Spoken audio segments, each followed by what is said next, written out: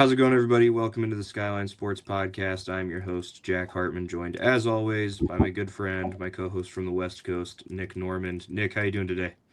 Doing well today, Jack. So it's like the first cloudy day in a couple of weeks here in sunny Santa Barbara normally, but doing well, chugging along. NFL stuff is obviously starting to ramp up with the combine last week and the start of free agency this week, but kind of feel like we're still in that liminal sort of space in some ways hmm and still kind of getting used to it being like prime basketball season with the playoffs quickly approaching. And I feel like the energy is definitely ramping up for that. March Madness, of course, coming up here real soon. But doing really well. How are you doing today? Yeah, I'm doing well. It's finally starting to feel like spring here in Pennsylvania, which is nice. Having some warmer weather was good after how cold of a winter we had, and yeah, it's a fun time of year. We've got the new league year about to start here very soon, which means free agency opens as well as uh, we've got the draft coming up and everything that comes with that. Like you said, we're 2 weekends away from the start of March Madness, which is my favorite time of year for sure. Um, so yeah, so it's a really good time. We're going to talk today about some of the pre-free agency transactions. So as of us recording this, the legal tampering window has opened. We're going to talk about the stuff happening in free agency next week once deals are official.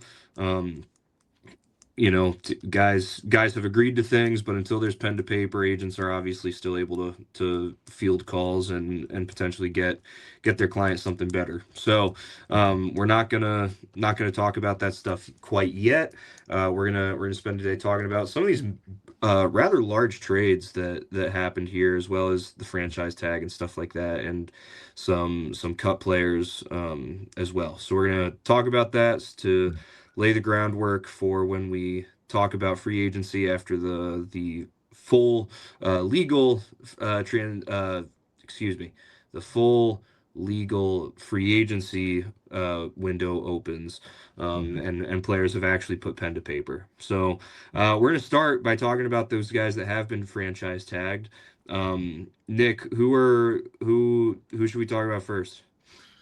So I'm thinking specifically about Brees Hall. He's a dude who the last couple of years has been a trade candidate. He's a guy that since the Jets have sort of torn it down in that post Zach Wilson, Aaron Rodgers sort of era, that when things fell apart with Aaron Rodgers, and it was clear over a year ago, almost 2 years ago now, that when that era was done, that they potentially wanted to keep Brees Hall on, but they knew that they didn't have a quarterback. They didn't have a young quarterback they were going to start building around.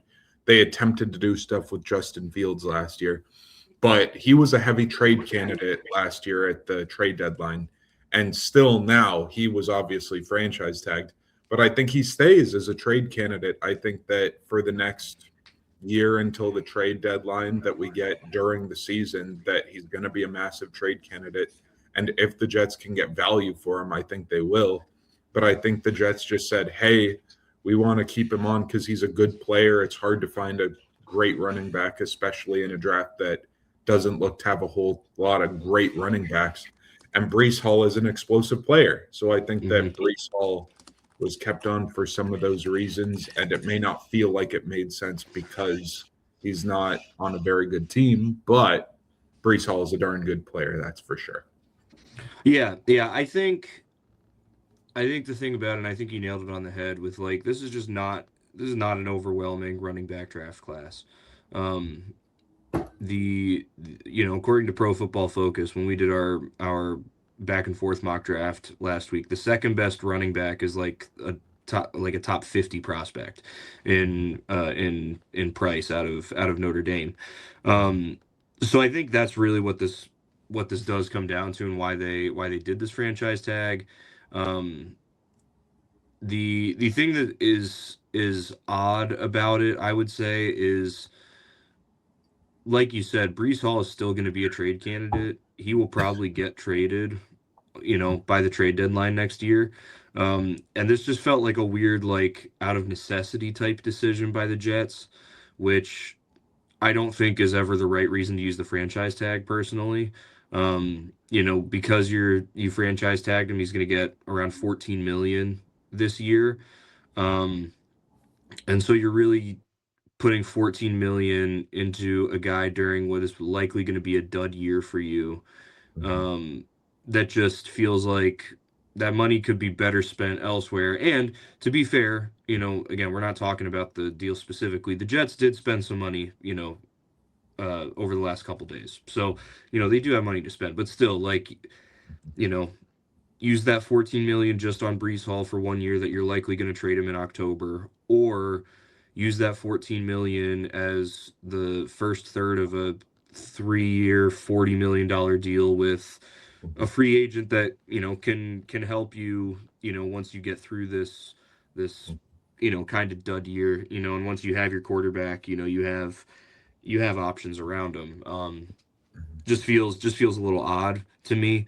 Um, but he is a good player, and he's a good running back with good offensive line in front of him. He performs quite well. He was a guy that a couple of years ago I thought could be a breakout and maybe be like an offensive player of the year candidate because he's a great pass catcher out of the backfield as well. So I think this is basically just to say that Brees Hall will play the first half of the season for the Jets, but again, it's likely that he'll get traded. I don't see them actually getting a deal done right now before the season starts, and so as long as Brees Hall plays, he'll probably get traded halfway through the year. So this was basically we didn't get a deal done last year. We'll franchise tag you, pay you for half the year, and then we'll trade you and get something back for you instead of letting you walk in free Mhm. agency, which is 14 million worth a fourth round pick maybe if that's what you get for him when you trade him. I don't know. I'm not an NFL GM, so that's sort of how I look at this. Nick, do you see it any other way? I see it pretty similarly. I think that Brees Hall's a prime player for teams in the hunt to want to look towards. Where I think a team like the Rams, who's notorious for making in season trades, for making win now sort of trades, if it gets to be mid season and Kyron Williams is playing solid, but like maybe he gets a little banged up, maybe Blake Corum's a little banged up, and they can trade a third or a fourth round pick to get Brees Hall to really make a push where they already made a trade that we're going to talk about a little bit later to go aggressive and go all in. I think the Rams are another contender. A team like the Seahawks would make a lot of sense to be an aggressive team pursuing a player like Brees Hall. Definitely. Let's talk Mhm. about George Pickens. The Cowboys could not get a deal done with him, which seems rather obvious that didn't happen, Yeah. and so they franchise tag him. Uh, the reason why is obvious. I mean, he was an incredible receiver for them last year. So I don't think that's necessarily where the conversation should go, but I think the conversation should go with how does this all play out? Um, the Cowboys have lots of money being spent on Dak Prescott and CD Lamb. George Pickens is probably sitting there looking at the year that he just had, saying, "I deserve at least the same money that you're paying CD." Mhm. There's no way that the Cowboys can afford to do that and field a competitive roster all the way around. So I'm just trying to understand how this ends. George Pickens, wide receivers that are good are known to be divas, especially those that come out of Pittsburgh or spend time in Pittsburgh, which George Pickens did. I don't see him playing on the franchise tag whatsoever. I think this is going to be a classic Dallas Cowboys player gets franchise tagged and holds in. Um, so if he's never going to play on the franchise tag, and the Cowboys would be foolish to spend that same amount of money on a second wide receiver. It seems like the only way this plays out is either they trade CD Lamb and retain George Pickens with a massive deal, or George Pickens basically just doesn't play this year and then they still lose him for nothing next year. I just I don't know. Nick, what are your thoughts about this? One, George Pickens is a very talented player. I think he's a player that has the tangibles to be the best wide receiver in the league. Not to say Mhm. that he is that or that he's going to become that, but I Mhm. think as far as a player with the hands, the ball tracking, the yards after catch, the explosive vertical route running, I just think that he's a player that if you looked up and he had 1,700 yards, that it wouldn't shock me because he's that level of player. He's a player that got comps for Randy Moss because he's a really, really good player. He's big, he's got long arms, he's got good speed. I think he's a great player. But the thing is that him being that talented versus his production, you don't get that consistent level of George Pickens. And I think that if I were Dallas, that I would prefer to have him on a 2 to 3 year deal, not committing 4 or 5 years for sure. I just think that he's a player that in a contract year, he's going to explode. He's going to be incredible. He's going to put up great numbers like he did last year. He was in a contract year last year, and he was an explosive player who put up great numbers like you would think he could. But also, there were moments where the effort wasn't always there. He had a little bit of cranky moments like he always tends to have. And so I can see why Dallas wouldn't want to commit to him. If another team does give him that contract that Dallas doesn't want to give after a year like this year, I think that I wouldn't feel too bad if I was Dallas because basically Dallas gave up a third round pick to Pittsburgh. It's pick 76 in this year's draft. And hypothetically, if they were to get rid of Pickens, another team were to sign him, they'd get a compensatory pick. That compensatory pick would be roughly pick 98, 99, 100, something like that. And so it wouldn't really be a big loss in terms of pick value for the Mhm. Cowboys for getting a year or two of a really great receiver. Sure. But I can definitely understand why they are hesitant to pay a receiver like Pickens, but I just don't know that this will go well on a 1 year contract like he's on in Dallas this year. I I've heard rumblings that maybe they would trade CD and keep Pickens inside Pickens to the big deal. But I just think that CD, even though he's not a perfect player, he's just a lot more reliable in a lot of ways as far as the intangibles than a player like Pickens. Even though I think Pickens is even more talented than CD, which is crazy to say, because Mhm. CD I think is a certified top 5 to 6 receiver for sure in this league. I think that both of them are great receivers, but I think this could play out 1 year from now or 2 years from now that we're going to probably see that receiver tandem broken up more likely than anything else in a year or two. That would be my perception on it. Yeah, yeah, I agree. I think really franchise tagging Pickens just gives the Cowboys more time to figure out, do we want to go with him or do we want to go with CD? Um, I don't see how it could work to have both of them and pay both of them the way that, the way that they deserve to be paid and Mhm. also have a competitive roster, all around, which has been something that the Cowboys have struggled with for a long, long time at this point. So they're honestly, it feels like right now they're closer than they have been in a while to have a really balanced competitive roster. And so it would be a shame. It would be so Jerry Jones, but it would be a shame for them to, you know, throw all of that to the wayside to try and have George Pickens on a $40 million per year contract and CD Lamb on a $40 million per year contract as Mhm. well. Um, so yeah, so we'll see how it plays out for George Pickens and the Cowboys. Again, I would be really, really surprised if he doesn't do a, hold in situation. Um, in which case, then the Cowboys are sort of forced to act, and we'll see what that looks like as well. Mhm. So the Falcons hold on to Kyle Pitts through the franchise tag. Uh, Man, Kyle Pitts, what an odd cat. The way this has all been.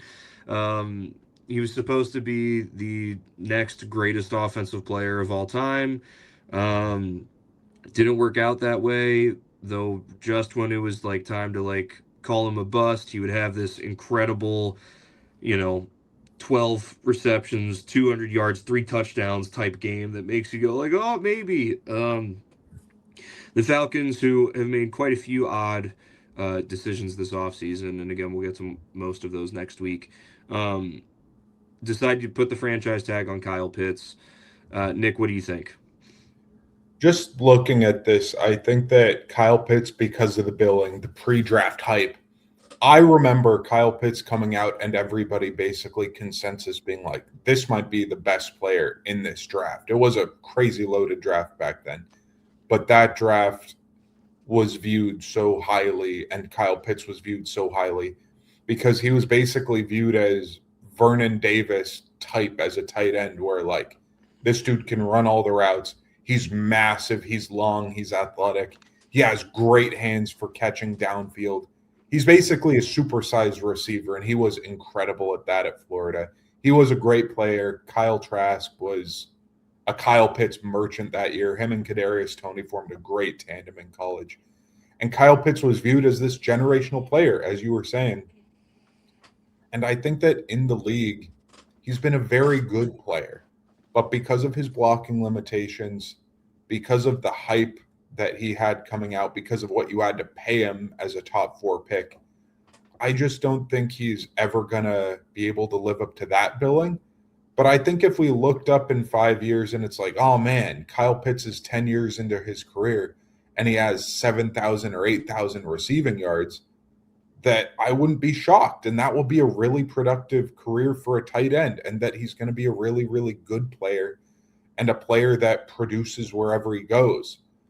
But I don't think he's ever going to reach that ceiling of that 1,100, 1,200 yards in a season, a focal point of an offense, a player that, like a Trey McBride in Arizona, he's the number one target on the entire team, and the team can produce good offense with him being the number one target.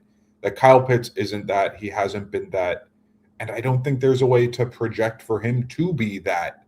And I know his quarterback play's never been particularly good in a place like Atlanta, but it just doesn't seem like he's on that trajectory anymore. His hands haven't been as good as they were built to be. He hasn't been able to break away and separate like we thought he'd be able to in college when he got matchups against linebackers that he was able to run away from. He hasn't been able to get those same matchups in the NFL. And so it just hasn't been able to translate in the way that we wanted it to, but he's still a very, very good player. And I think that Atlanta probably won't retain him after this year, but I think that he could easily be like an Evan Ingram, a David Njoku, a player who sticks around for a long time. A lot of teams want him. And he's just a good player that's going to produce. And there's nothing wrong with that necessarily. Yeah, I think the thing about Kyle Pitts that has been the thing that makes this weird and odd, and for the Falcons at least, and what they do, is he is not the most versatile tight end because, like you said, he has blocking limitations. Mm-hmm. So what would it look like if you're the Falcons and you get a tight end that is a great blocker, and yes, not a number one target, but good enough that, he's like a he's exactly what a tight end is supposed to be as a receiving threat. That's probably better off for them as, a team that has a great wide receiver in Drake London, a team that has a weapon in Bijan Robinson. I think that could be helpful. I also feel like tight end is a position that if we really looked at it and thought about it, there are places to find there are places to find tight ends in the draft are that are very good tight ends, that are very good at what I just described, without needing to spend, a top 10 pick on them. Of course, there are guys, right? Of course, Brock Bowers, Colston Loveland, Tyler Warren. There are plenty. Sam Laporta was drafted high. There are tight ends that are drafted high and are worth that. But also, and this, will sound like bias, but it's not. It's just the way it is. Look at what Oronde Gadsden, emerged as for the Chargers this last year as a fifth round pick. Like it is possible to find guys like that. And so I think it'll be interesting to see how this all plays out in the end. I think that we have seen we have seen, all of the like, oh man, imagine this offense, Bijan Robinson, Drake London, Kyle Pitts, man, who's stopping this offense? It's like, well, we've seen this for a few years now. I think we know what this looks like. Um, so we'll see how that plays out. I don't expect him to, after this year, then get some massive, groundbreaking tight end contract by any means. Um, yeah, so we'll see what happens there. Last guy to talk about that got tagged is Danny Dimes, Indiana Jones. He got the transition tag from the Indianapolis Colts. Nick, what are your thoughts here? So reports just emerged actually as we were recording. The first reports were that they actually signed him to a long-term contract. And then the secondary reports after that were actually they haven't signed him, but they've made progress in signing him to a long-term contract. And so clarification, but Indy's clearly being very aggressive with signing Daniel Jones. I think this is a clear just instance of buyer beware. We saw Daniel Jones with the Giants be a player that can have a solid year. He made the playoffs. They won a playoff game against the Vikings. And obviously, it was a very well, I'm sorry. It was a very memorable offseason when they tagged Saquon Barkley and signed Daniel Jones to that big contract where there was speculation. Which guy are they going to sign to the big contract? They can't tag both. What are you going to do? Are you going to let Saquon or Daniel Jones walk? And there was a last minute contract for Daniel Jones that was a $40 million a year contract. And Saquon was tagged. And Saquon, of course, we know what happened after that. Saquon went to Philadelphia. He got paid. He won a Super Bowl. He was an incredible player there. He is an incredible player there. And Daniel Jones got injured, wasn't a good contract clearly when it was signed, went to the Vikings for a hot second, went to Indiana or Indianapolis. And Indianapolis, of course, had instant success with him, but that was a year removed from the injury. That was not paying him a full-on quarterback salary. And I think right now that it's very much a buyer beware situation where you're coming off of a late season Achilles. I believe it was Achilles. Was it ACL or Achilles? I think it was Achilles. Late season Achilles tear for Daniel Jones, a player that the last time he got paid big, he then got injured and then had to get cut. And that was when they were having to decide between two players. I like Indy's process a lot more than the Giants, where they signed Pierce to the long-term extension and then franchise tags Daniel Jones. But if they sign Daniel Jones to a big contract, I would be very concerned. But Indy's obviously in a very precarious position with their quarterback position, with the picks they traded away to get a player like Sauce Gardner, where they traded away 2 first-round picks. They're just in a very precarious situation where this year could be a year where they can get back to where they were last year before they fell off, or it could just be a disaster and everybody gets fired. And I think the latter is far more likely, no matter what happens with the Daniel Jones long-term contract. I agree. I think it'll be really telling with how many years and how much money this is, right? So if he plays on the transition tag, that's like a $37.77 million contract. When they negotiate and take care of this long-term deal, is the money more than that or is it less than that? If the money's less than that, easier pill to swallow. If the money's more than that, I'm not going to feel good about it. Because that figure, let me clarify this for sure, but I feel like that figure is around the figure that That number, that 37.7 million, is higher than what Sam Darnold got last year from the Mhm, Seahawks. mhm, Sam Darnold got 33.5 million mhm, per year last year from the Seahawks, and he has 2 more years on that contract. I would not pay Daniel Jones more than I would pay Sam Darnold. Of course, situations change year by year, right?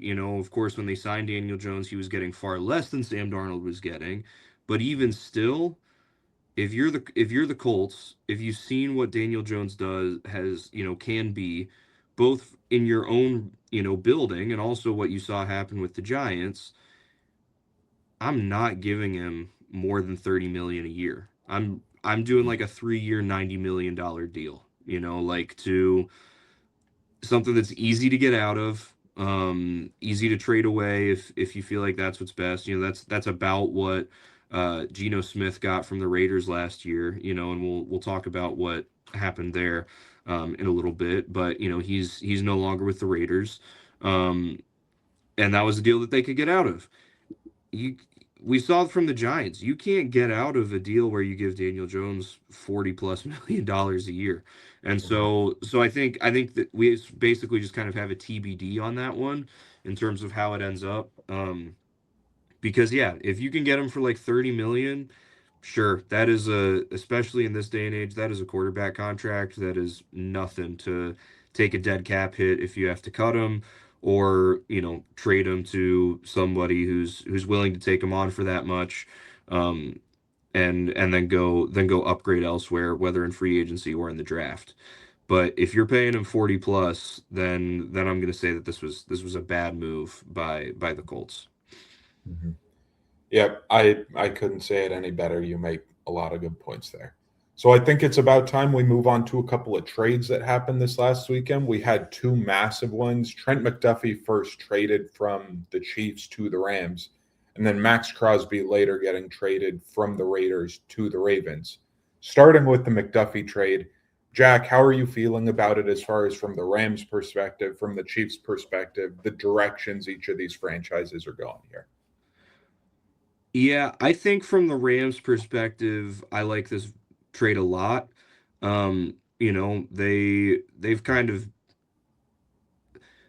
They've been for a few years, the last couple years recently, they haven't been as cavalier with draft assets, but before that they were.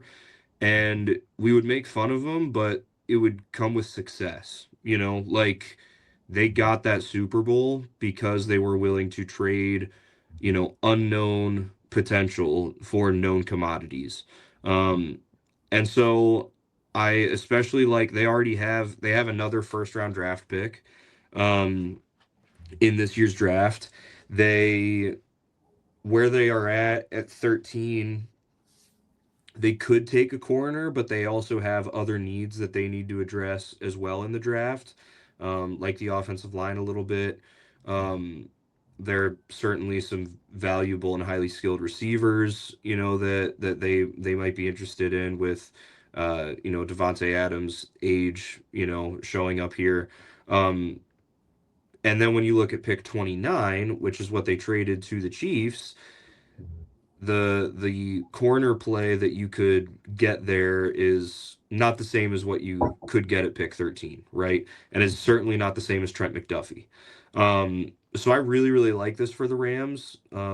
Basically, they're trading their number 29. Basically, what they're doing is with their 29th pick in the draft, they're selecting Trent McDuffie. Yes, there's a 2026 fifth round pick, a sixth round pick, and a 2027 third round pick in there. But with this team, especially with the age of Matt Stafford, those are picks that, in the fifth and sixth round that are to get depth, maybe, or to get guys that are, hey, we'll see what we can sort of develop them into in a couple years. That's not the timeline that the Rams are on. So I like using those picks to get this. And again, 2027 third round pick. That is day two picks are valuable picks. But there's a strong chance that this year is like literally the last hurrah for this team with Matt Stafford. In which case, you can't be looking and being like, oh, well, we might want to use that 2027 third round pick when we build our team for the previous year, because it's like you might be doing a heck of a lot more than just retooling, at that point. So I like this for the Rams. For the Chiefs recently have been known to trade corners before they have to pay them. They did it with L'Jarius Sneed. They, just did this with Trent McDuffie. Mhm. I don't hate it because they've shown that they can work around it. I certainly don't hate them getting uh, more draft capital. They are they're just barely over the threshold of retooling instead of, you know, uh, like starting over basically around Mhm. Patrick Mahomes. Um, but again, just barely. So getting draft compensation, I think, is good. Um, who knows? Maybe with that number 29 pick, they take a guy like Jermod McCoy. Get a cheap guy that can play corner. Will likely be a pretty good corner that they can start right away. Um, we'll see. And again, we'll talk more about this next week. But they've spent money already on the offensive side of the football, not the defensive side of the football. So I understand why they did it. I think I would rather keep my surefire corner if I'm Kansas City. Um, but I really like it for the Rams. Mhm. I get you there. I get you there. I think the Rams, this is a really good move for the Rams. Even with the contract they gave him, 30 plus million a year is obviously a huge contract. But I think the ability to be flexible with the cap dollars that you're spending, push stuff into future years. I think the next year to 2 years at max window for the Rams is incredibly critical. I think that this is their Super Bowl window. We are looking at the next year, maybe two. And so if they traded pick 13, I wouldn't be opposed to that. If they got very aggressive and said, we want to trade away a player to get a superstar player and add some assets into that.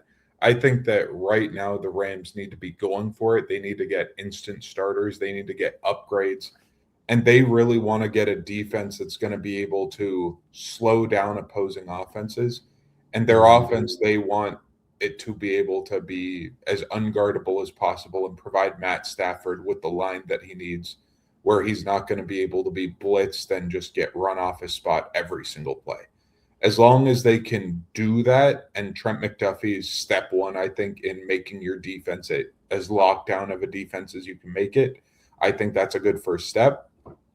And I think that investing either in the O line or corner further, or a stud receiver to be your Devontae Adams replacement, or your full time third receiver, I think that all of those spots will be super valuable for the Rams to go.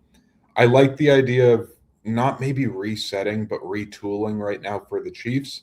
I think that not investing 30 plus million into Trent McDuffie and getting a good return for him was a good idea.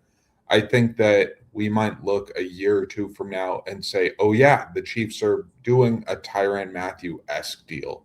They're Hmm. doing a Frank Clark type deal where I think they're going to start being aggressive a year from now after Mahomes comes back and shows that he can be healthy, after they've kind of reset their books, reset their spending. I think then they'll be able to be aggressive then. But because their timelines kind of changed a little bit and they can't be aggressive to go all in to try and win a Super Bowl last year into this year, I think that they're going to be able to take kind of a more chill year of kind of rebuilding from the ground up and then get more aggressive a year from now. And I like that kind of philosophy for this Chiefs team right now. Yeah, I think seeing all of this, if I'm the Rams, the what I'm doing with pick number 13 is I'm drafting the best wide receiver available and doing it because they're, according to Pro Football Focus, their guy who got the most reps at wide receiver three, Mumpfield, was Mhm. bad. He was rated 108th out of 128 wide receivers. It was not good. You get, at pick 13, Carnell Tate probably no, but Makai Lemon maybe. Um, you get him, put him there, also with the understanding that once Adams does move on, you've got him to slot right in there. I think could be really good. I think it's something that is similar to what we will see Tampa Bay last year compared to Tampa Bay this year with Emeka Ibuka being wide receiver 3 for Tampa Bay and being having a lot of success. And we'll talk about it next week. Mike Evans leaving to go to San Francisco. We're going to see more Ibuka slide in there to that respective role that Mike Evans fulfilled.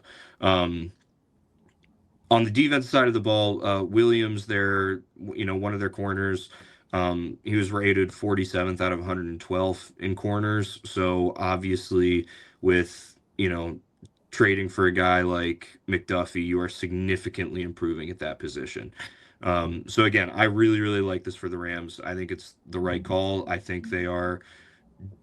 This is the start of quite a few moves and decisions that we're going to see them make this year that are really going all in this year. Super Bowl or bust for them this year.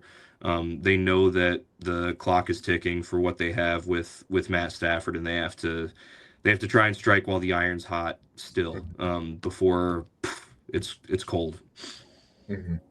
For sure. Moving on, Max Crosby traded from the Raiders to the Ravens for the number 14 pick this year in the 2026 draft and for a future first round pick in next year's draft. My immediate reaction to this is the Ravens need Max Crosby to be a playmaker. They need him to be a player that changes games for their defense, a defense that's been very up and down. Jesse Minter is going to bring his scheme back, be able to coach that into the players very well. But if you want the Max Crosby return for how much money you're giving him, for the draft capital that you gave to get him, I think that you need him to be a game changer for this Ravens defense, where you can't have them just be a good defense. You can't just have them be, oh yeah, now Max Crosby gets some extra pressure, and now quarterbacks like they're back there, but like oh they got sacked one extra time a game. Like that's not what you need Max Crosby for. You need him to be a player that okay now the corners are playing better because there's more pressure overall. Now Matabuike is coming back and he's getting pressure from the interior and everybody's starting to play better. Travis Jones is starting to play better. The run defense is going to be way more high level. You need him to be a player that impacts all facets of your defense because you have interior offensive line that you really need to prioritize. You have receiver outside of Zay Jones that you really need, or Zay Flowers that you really need to have an impact player there to go along with Flowers. You have Andrews and nobody else at tight end. You need to start investing there because of the players that potentially have left that team. I just think that you need Max Crosby to do a lot, and I think he's capable of doing a lot, but you need him to kind of fulfill that. You need him to play up to the level that we know he can play at. For the Raiders, I think this was a good trade. I think this was really good value. I think that hopefully with this administration for the Raiders, with this front office, that they're going to be able to use those picks well. That's obviously a hope for the Raiders as they are a notoriously bad drafting team typically. But they have drafted a little bit better in recent years where Genti doesn't look like a bad player. It looks like it might have been a bad pick because of the roster, but not Mhm. because of Genti, the player. And Brock Bowers, of course, is a slam dunk home run, like great tight end, great out the box. Like he's awesome. Fernando Mendoza is obviously the eminent number one overall pick. You need to be able to support him, get him some more O line help, get him some more receiving help, start building up that defense in the post Max Crosby era. But I like this trade for both sides for sure. I think the Raiders, hopefully, if they're able to use those picks well, there's a little more certainty. But I think that the Ravens should be contenders as well right now, the next year or two for sure. They should be top contenders in this AFC. Yeah, I think this is a really, really great move both ways. The Raiders get more draft capital that they can spend to get younger and cheaper talent, that'll be really, really good. For all we know, with pick number 14, they may draft an edge. There are going to be highly touted edges available there. I would like to see him use it on the offensive line, but we'll see what they do. For the Ravens, um, the Ravens defense was so bad last year. And I don't think I really understood how bad it was until I looked at on Pro Football Focus at what their sort of how they graded. Kyle Hamilton is great. He was rated the second best, safety in the NFL.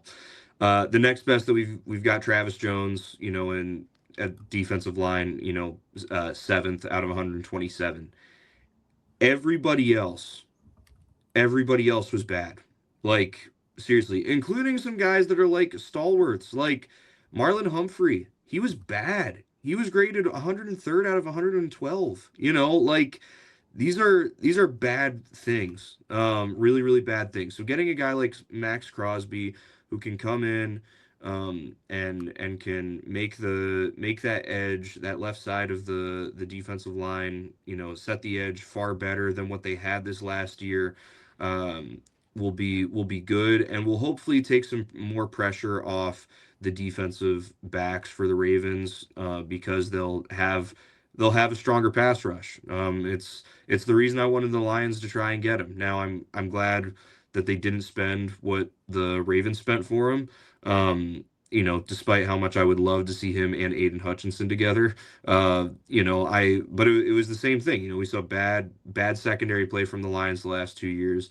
Get a stronger pass rush, and that alleviates the pressure there a little bit. So I think this will be really, really good for the Ravens. And yeah, I love what the Raiders were able to get from Baltimore to further their endeavors as they are fully rebuilding right now.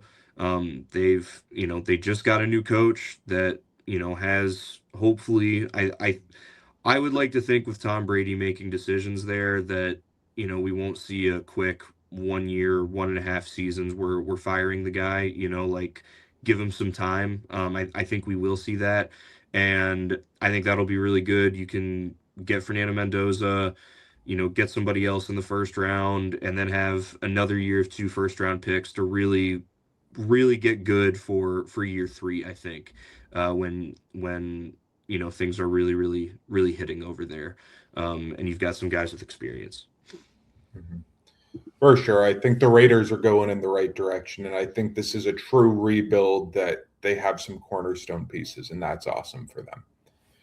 Going on to a couple of players that were cut, I'm just going to name a couple. And if there are any that stand out to you, who is somebody that you want to talk about of these who were released or cut? I'm thinking Kyler Murray, Tua Tagovailoa, Darnell Mooney, Taylor Decker from your Lions, Elgton Jenkins from the Packers, Jonathan Allen from the Vikings this year, and Stephon Diggs cut by the Patriots. Is there anybody here who you think can be a game changer for a playoff team, who you think could be an impact player on their next team? How are you feeling about some of these cut candidates, cut players who are going to join some new teams? Yeah, I think it'll be interesting to see where Taylor Decker goes. I could see a world where he goes to a team and they have immediate success just because of his success.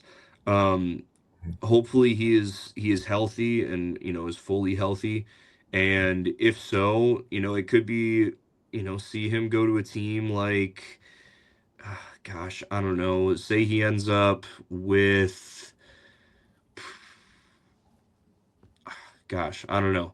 Like a Let's Houston, maybe, whose O line's bad. I I think that I was that'll thinking Houston. Yeah, like Mhm, I'm trying to find a comparison, to when Andrew Whitworth went to the Rams, and that mhm, was that was part of the thing that helped put them over the top finally, mhm, and get them over the hump, as well as of course lots of other things. They traded for Von Miller that year. They acquired Odell Beckham Jr., who was super helpful. But as a veteran and as a stalwart who has lots of experience, um, mhm, that can come in and, who is a leader, people look up to him, respect him, and can come in and immediately set a tone in the locker room and on the field. If mhm, Taylor Decker's healthy, I think he can provide that. We'll see where he ends up. mhm. Maybe Washington. That might be a good spot for him as well.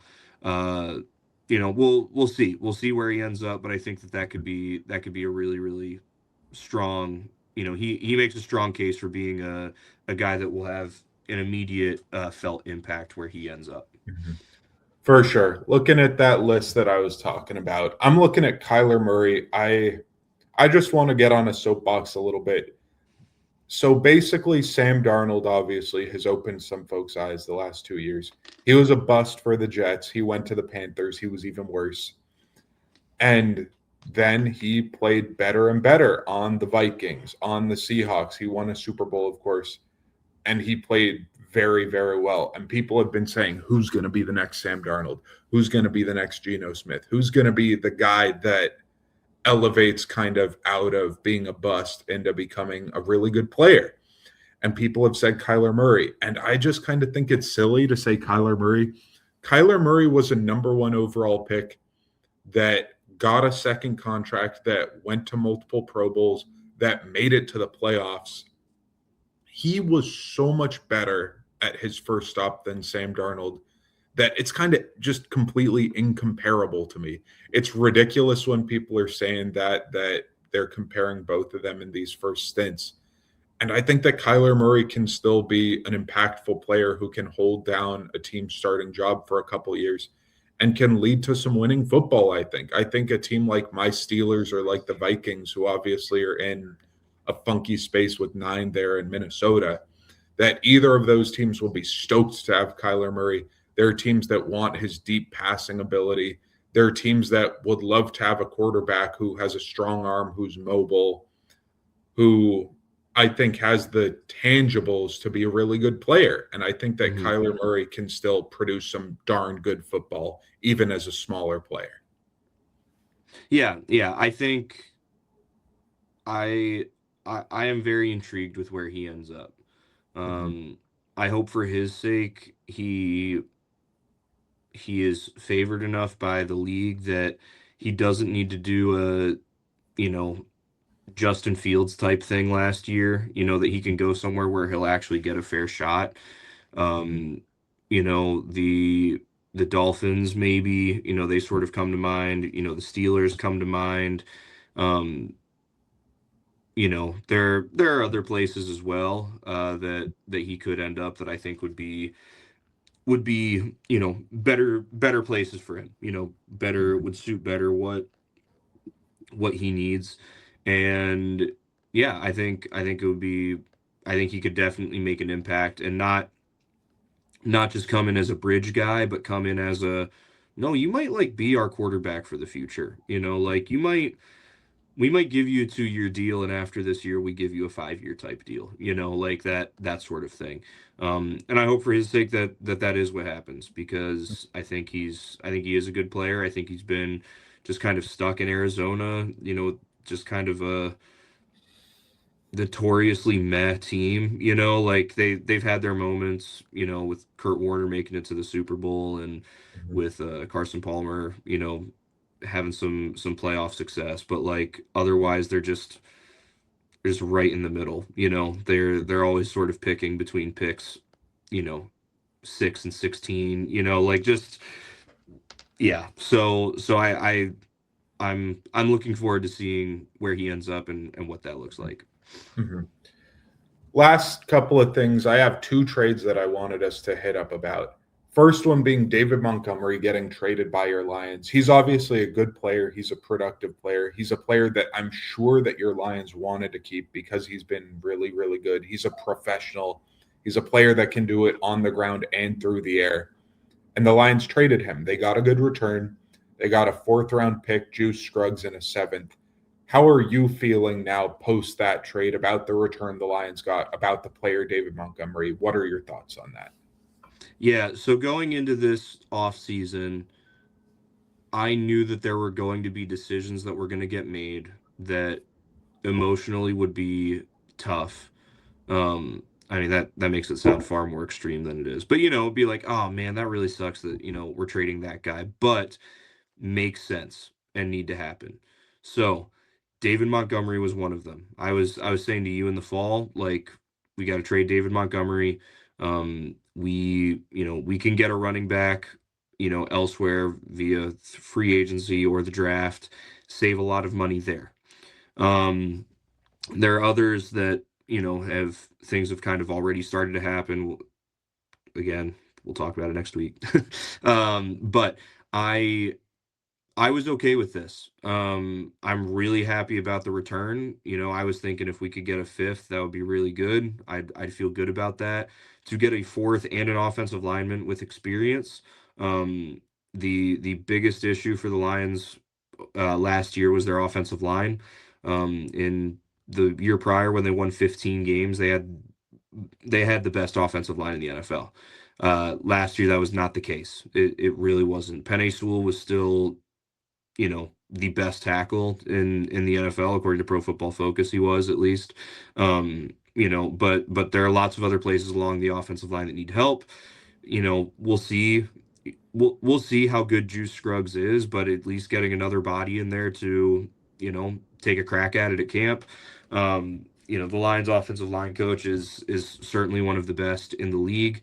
And so maybe stuff that was hindering his success in Houston, a organization and team that just tends to, no matter what they do, have bad offensive line play, which makes you wonder about the coaching. Maybe this staff can get something out of him. And again, that fourth round pick is better than I expected. And so yeah, you get him off the books. He was awesome. He really was. It was great. I think when they signed him in free agency and drafted Jameer Gibbs, there was kind of always the thought that if Gibbs pans out the way they want him to, eventually this would happen. And I think it's a good thing that Gibbs did pan out the way they wanted to, and this is what's happening. So happy for him to get to go, get more carries than he was going to get this next year if he stayed. As the focus is really shifting to Jameer Gibbs being the top guy. And so I hope he has success, but I think this was the right move by the Lions for sure. Yeah, couldn't agree more. The return's awesome. I think a fourth, a seventh, and a player, like, you can't ask for much more for an older running back, for a tough, hard-nosed running back. Montgomery's awesome. He's beloved everywhere he's been. He's a really good player. I will say, though, that when you have a player like Gibbs, a player that in the receiving game is elite, as a speed player, an outside zone player, a player that when he gets to the edge, an elite breakaway sort of player, that you're talking about a player that the stuff he's not as good at is way more replaceable. Montgomery, even though he's a multifaceted running back, he got pigeonholed as a power back, which he took offense to. I think it's a compliment in that, like, there are some really powerful running backs in the league who have been great running backs for years and are awesome players. But I think that when you have a player like Gibbs, just finding a dude who inside zone, inside power, a player that literally you just need to kind of impose themselves physically on a defense to be able to soak up carries, to be able to be violent up the middle. I think that that's an archetype of player that you can find pretty easily. Whereas finding a player like Gibbs, who's a dynamic runner and a dynamic pass catcher, that's way harder to find, let alone a player with elite levels of skills at both of those things, like Jameer Gibbs. I think that the Lions are set up where they should be able to find some other players that are really good at doing that. And I think the draft compensation was really good. So I think this is for sure a win for the Lions. Absolutely. And I think it makes sense for Houston as well. Who really knows what's happening with Joe Mixon? They had Nick Chubb last year. Again, it didn't really. There was much about the Texans' offense that just didn't really work last year. But I think this is the right move for Houston as well, to get a running back that they can trust and they can see still has tread on the tires, and get what's left out of him if they can. Mm-hmm. One last combination of transactions. Alec Pierce re-signs to the Colts. He gets a massive contract re-signing with the Colts, getting nearly $30 million, I think a little more than $30 million a year as a receiver. He obviously has massive yards per catch, averaging nearly 20 yards a catch. He's an explosive receiver. He gets down the field in a hurry. He had a breakout season. He gets re-signed by the Colts. And when he got re signed by the Colts needed to move some money around.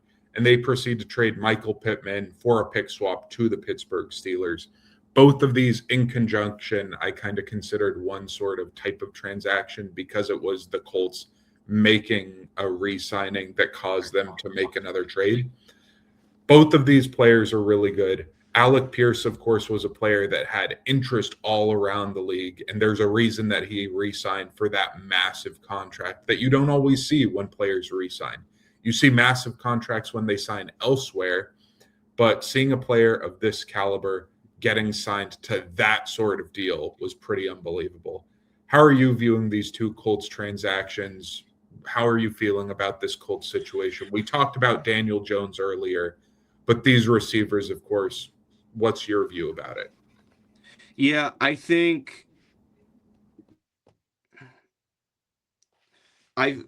I think for the Colts, it feels like one of those things that I don't view the Colts as competitors right now. I think they've got some great pieces: Jonathan Taylor, Tyler Warren, Alec Pierce. On defense, they've got Sauce Gardner. I think they've got some really great pieces, but I don't see them as competitors right now. This is the type of move you make when you're right on the brink of becoming a competitor, and I don't think they're right on the brink of it either.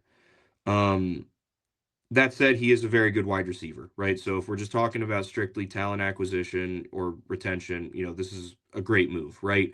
But, I wonder how they're going to feel about using all of that money for that when there are other places that they need to be better as well. That said, then trading Michael Pittman to the Steelers, I really like that for Pittsburgh. Their wide receiver play was interesting last year. Um, it was interesting last year. And they also are, have quite a few receivers that are free agents and are heading out, or likely heading out. So I think for Pittsburgh it makes a lot of sense what they did, trading for Pittman and paying him what they've agreed to pay him here already. Um, makes a ton of sense. So